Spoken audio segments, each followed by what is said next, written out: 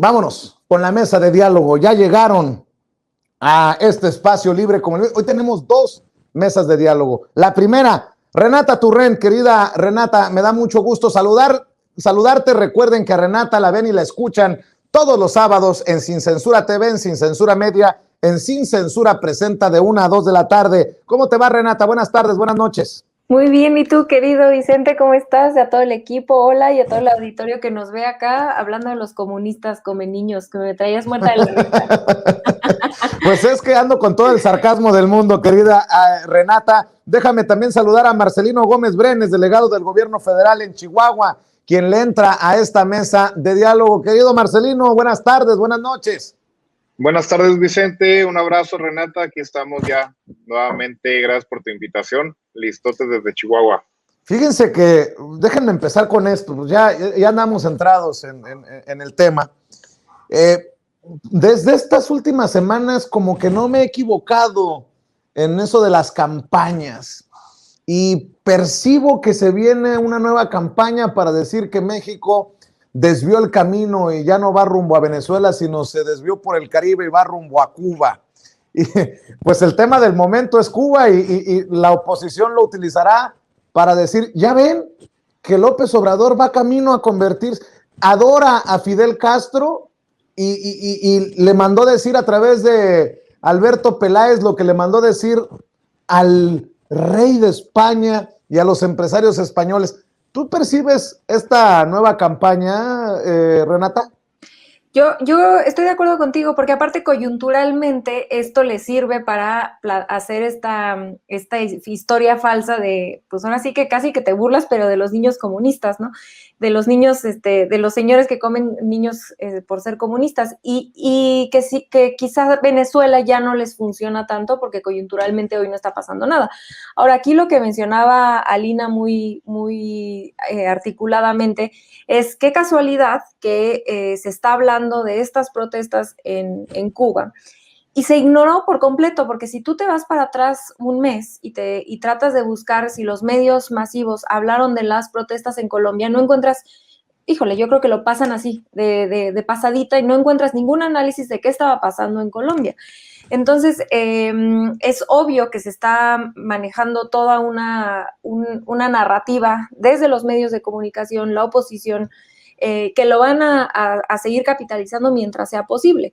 Ahora, aquí el tema es el cinismo de venir a hablar de Cuba y haber callado tanto Chile como Colombia hace algunos meses, y no entender que muchos de estos contextos suceden dentro de la pandemia. Entonces, es obvio que en una pandemia va a haber protestas en diferentes países con diferentes regímenes, no necesariamente se lo puedes adjudicar a una razón o a la otra. El tema de una protesta tan fuerte como la que pasó, por ejemplo, en Colombia, es multifactorial, ¿no? La desata alguna cosa u otra, pero dentro del contexto de una pandemia es muchísimo más complejo que decir, ya ven, se los dije, son comunistas y esto iba a pasar.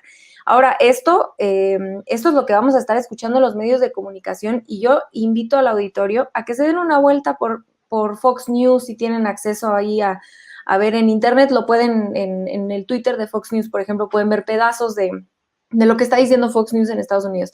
Es exactamente lo que están diciendo los medios de comunicación acá en México, una copia, ¿no?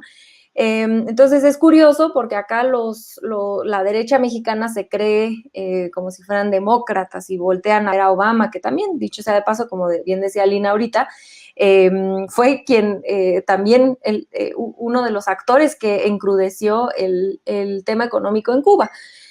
Pero ellos que se creen demócratas y si tú volteas a ver a los medios propagandísticos de la derecha más rancia de Estados Unidos, en este caso Fox News, es exactamente lo que está diciendo Televisa, Calderón, Fox, toda esta gente, ¿no?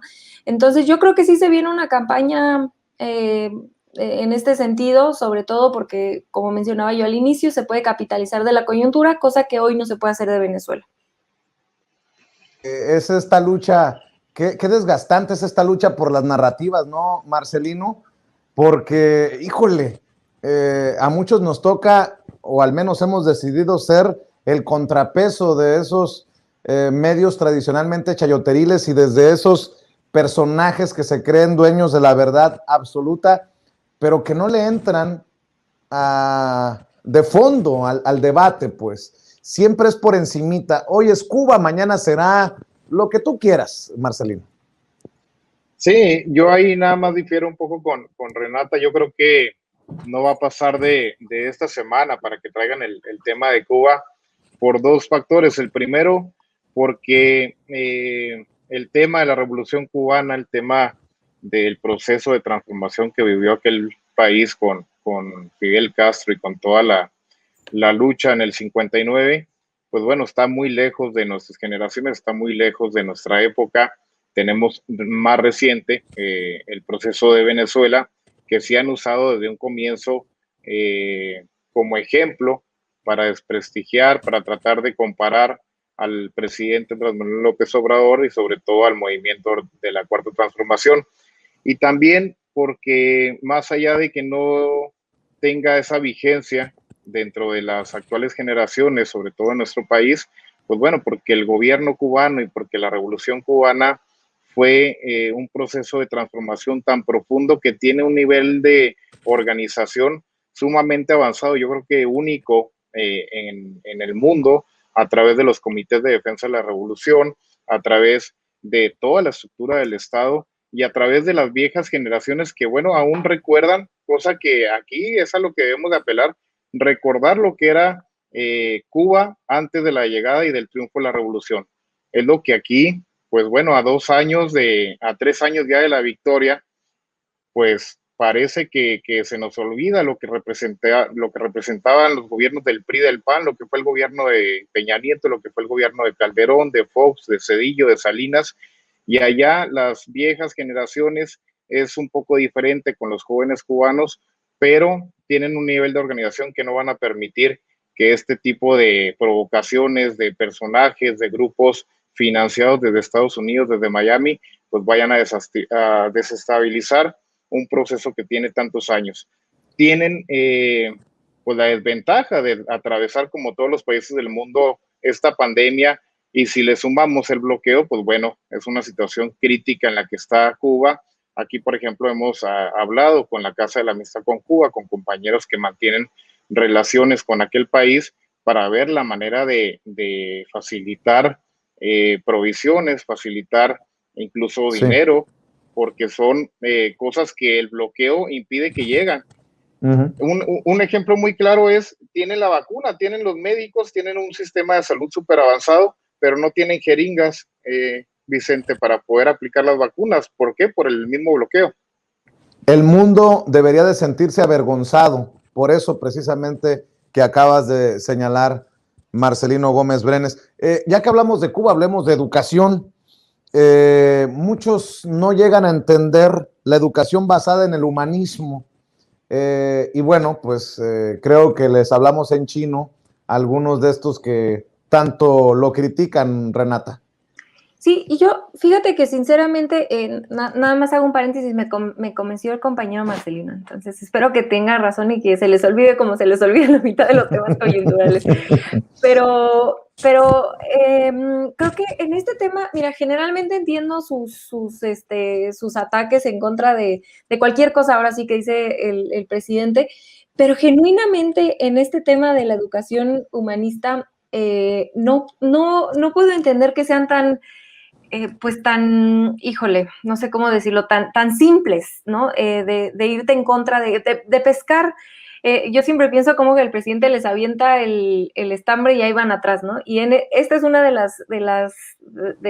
los ejemplos de que les tira el estambre y ahí van. Entonces, muestra muchísimo cuando el presidente habla de una educación humanista y salen a rabiosos, furiosos a decir, no, eso no. Se muestran ellos mismos de esta, como le decimos nosotros los chairos, amlofobia, ¿no? O sea, es como, ¿quién puede estar en contra de que se incluyan valores humanistas en la educación pública y en la educación de las siguientes generaciones, ¿no? ¿Quién puede estar en contra de eso? Entonces se me hace que mucho es parte de la estrategia del presidente de cierta forma. Sí, sí, por supuesto, tiene un brazo, digamos, de este cambio cultural y pedagógico que siempre tienen las mañaneras, pero al mismo tiempo también yo siento que de pronto es lanzarles un tema para que se enreden en ese tema y empiecen a mostrar que realmente no tienen argumentos para sostener mucho de lo que nada más reacciona, ¿no? Y mostrar a esta oposición, como él la llama, reaccionaria. Creo que de fondo, ya si nos metemos a hablar de tema de fondo, que en realidad podría ser un gran tema si no se trivializara como lo ha trivializado la oposición, se puede hablar mucho del daño que hizo el periodo neoliberal en el tema de la moral, de la ética, en la educación y en cualquier ámbito, ¿no? De la vida pública de nuestro país y de otros países, yo argumentaría. Pero creo que esa conversación es una conversación sana que creo que tiene mucha carnita, que por supuesto los neoliberales van a estar, ni siquiera tienen el interés de tener este tipo de conversación, pero entender que parte del proyecto neoliberal no solamente fue un proyecto económico, sino también fue un proyecto cultural donde se extrajo la ética de cualquier tema, no solo el tema económico, no solamente de qué manera hacemos la economía, sin juntar economía con ética, ¿no? Eso lo extrajeron desde el minuto uno, pero no solamente fue de la economía, fue de la política, fue de la educación pública, fue de la salud, de todo le fueron extrayendo, fue tratar de succionar cualquier tema ético, moral que pudiera tocar la vida pública, y creo que parte de esta propuesta que hace el presidente hoy en el tema de educación, pero en general lo hace como un cambio cultural con este nuevo régimen, es incluir la ética en cualquier tema de la vida pública, en este caso la educación, y yo lo celebro. Pues, ¿cómo van a opinar si no saben mucho de eso los que son homófobos, racistas y que no se han conducido precisamente con ética, Marcelino, y que se ponga el saco a quien le quede? Sí, y porque en la ética y porque en la educación humanista y en el apelar a la solidaridad universal, que nos comportemos simplemente como seres humanos, Vicente, pues es lo que ha estado haciendo el llamado del presidente López Obrador. Como bien dice Renata, el modelo neoliberal pues no solamente trajo cambios en el sistema económico, sino en el sistema, en nuestro funcionamiento cultural. Y bueno, para que tengamos un cambio en nuestro funcionamiento cultural como sociedad, pues requerimos propiamente un cambio de sistema económico. Ese es el grave problema que ha traído el neoliberalismo, porque acarrea consigo, por ejemplo, algo de lo que más adolece no solamente a los gobiernos pasados, sino a la misma cuarta transformación, que es el tema de la seguridad, el tema del narcotráfico, el tema de la violencia, el tema de la ambición de dinero, de poder, este tipo de mafias, del crimen organizado. Pues bueno, es simplemente eso, no tener una visión, no tener una formación, una ideología, una ética que les permita ver que hay más, que se puede ser feliz ayudando a los demás, que se puede aspirar a tener una sociedad en donde la envidia no sea lo que marque, porque eso es lo que parece que les brota todos los días a los conservadores, a los panistas, es la envidia, es no dejar que los demás avancen, que los demás prosperen, el quejarse de los programas sociales. ¿Por qué? Por la misma envidia, por el no querer que el Estado invierta en los que han estado excluidos históricamente, y eso solo va a cambiar en el momento que cambiemos totalmente de sistema económico, que cambiemos nuestra educación, que se pueda implementar esto que propone el presidente López Obrador desde los primeros niveles, y también algo que es un ejemplo claro, por ejemplo, aquí en Chihuahua, es cambiar la visión de transformar a nuestro país, ya no ser la maquila de los Estados Unidos, no ser la maquila de los chinos, incluso no ser la maquila de los canadienses. No se trata de generar empleo, de generar técnicos a través de la educación que sirvan como robots y que sirvan como máquinas de otros empresarios, de grandes empresarios, del gran capital, porque bueno, eso también acarrea misma inseguridad, genera malestar social, genera el desprendimiento de este tejido social que aquí en Chihuahua, sobre todo en Ciudad Juárez, pues ya hemos visto lo que acarrea. Nos lleva a lo mismo, nos lleva a la descomposición social y nos lleva a la violencia. Nada más para cerrar, si me permiten preguntarles su opinión acerca, en este sentido, de lo que estamos hablando, de esta clase media aspiracionista, este sector de la clase media. ¿En México se puede aspirar a pasar de clase social? ¿Estamos en ese punto? Digo, porque nadie lo ha analizado, creo yo, desde esa perspectiva. Nos hemos enfocado en quiénes son esa clase media aspiracionista, pero en México se puede aspirar a subir.